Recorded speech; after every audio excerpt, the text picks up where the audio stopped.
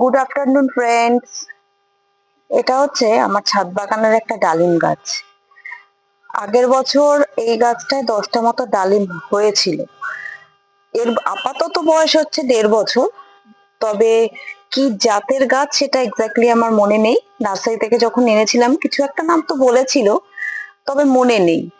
তো কিছুদিন আগে বেশ কিছু ফুল এসেছিল, তো সব ফুলই ঝরে যায়। আর তার থেকে একটা মাত্র ফুল সেট হয়েছে, তো সেটা অবশ্যই আপনাদের সাথে শেয়ার করছি। আর আপাতত দেখুন বেশ আবার গোছায় গোছায় ফুল আসছে।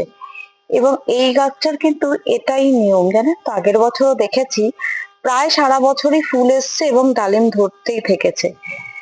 তো যাই হোক, এই যে এইটা হলো সেই ডালিম যেটা আপাতত ধরেছে।